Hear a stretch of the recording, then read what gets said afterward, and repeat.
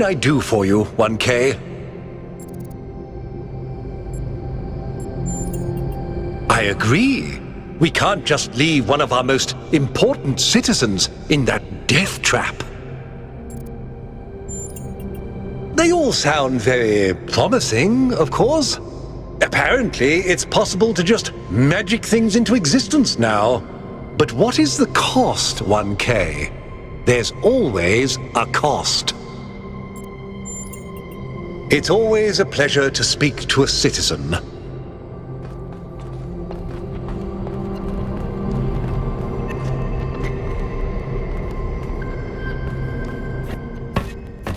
What did the mayor say?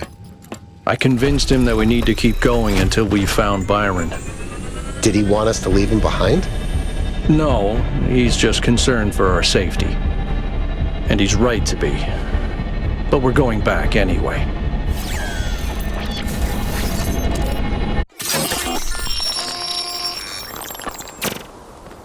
Great trials lie ahead of you, my child. But your choices will determine the future.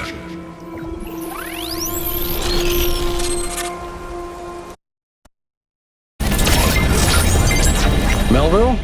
Are you receiving? Yep. Welcome back to the mysterious island, everyone. How's the situation? Whatever Byron did seems to have sent the whole system into some kind of lockdown. I can't access any of the terminals, although I suspect 1K still could. Why would that be the case? When 1K connected to the data stream, the system assigned him a user profile. The rest of us are locked out, which means I'll need your help, 1K, because a lot of stuff doesn't seem to be working. Okay. Check it out and see what you can fix. But please remember, what matters most is finding Byron.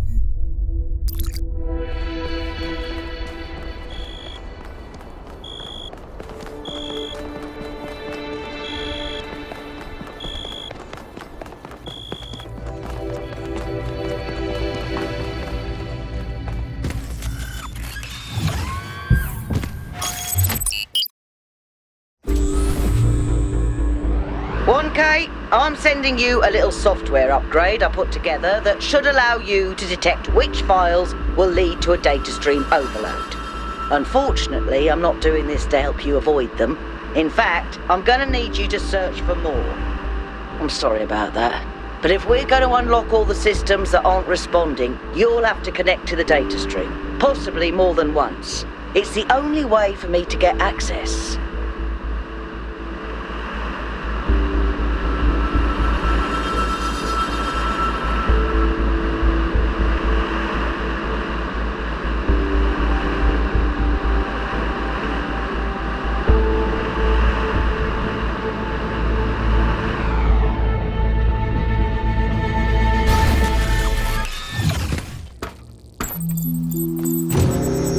Alright, 1K. In this area, there seems to be a problem with the machine that makes the tetromino bridges. That means you can solve the puzzles, but you can't activate the tower. Look for a lab that lets you connect to the data stream. I already found it. I'll send you the coordinates.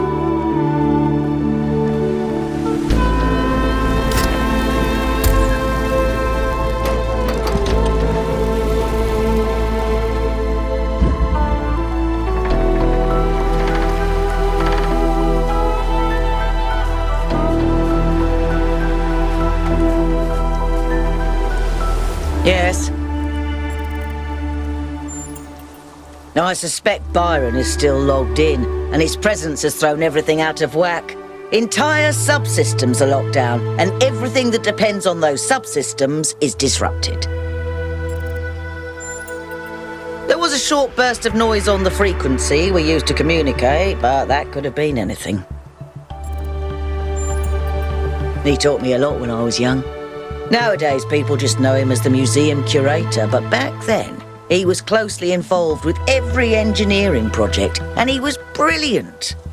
When he encountered a problem, he'd always remain calm and keep working at it until he found a solution. I wish I could be that patient. If I had to guess, I'd say so that Cornelius could still go back for anything they needed. He was always leaving on expeditions anyway, looking for materials for his projects.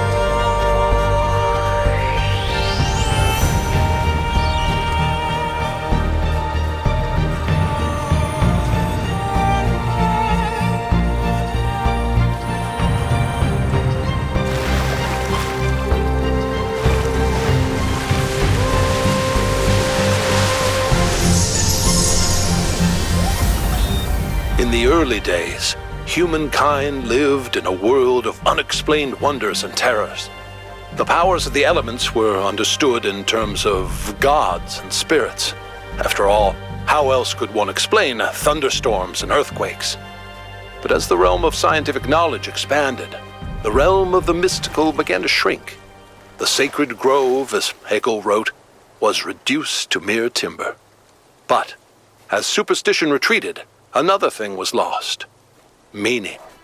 In a purely mechanical universe, people yearned for the comfort provided by gods and spirits. But there was no way back. But what about the beauty of the universe? The perfection of everything around us, couldn't they see that? Not sure I can see that, Miranda.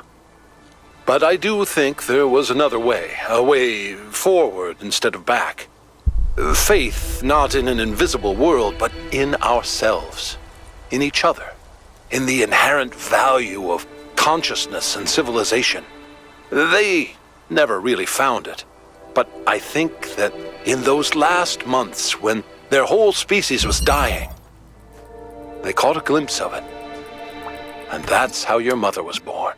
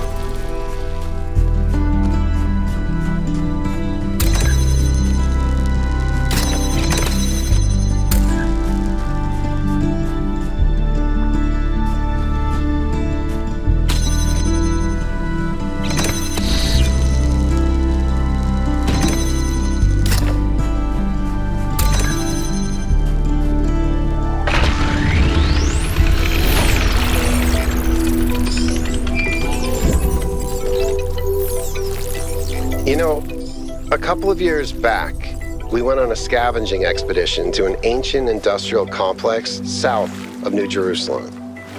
It was enormous, sprawling, an area many times bigger than our whole city, just dedicated to manufacturing.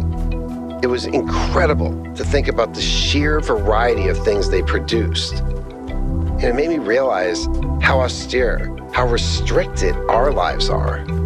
You know how most ancient structures are overgrown? It's kind of pretty, but in a sad way. Well, this one wasn't. There had been some kind of chemical spill. I don't know if it happened while the structure was still operational or if something had just rotted through, but it killed everything. Even centuries later, nothing could grow. It didn't have to happen that way. And history doesn't have to repeat itself.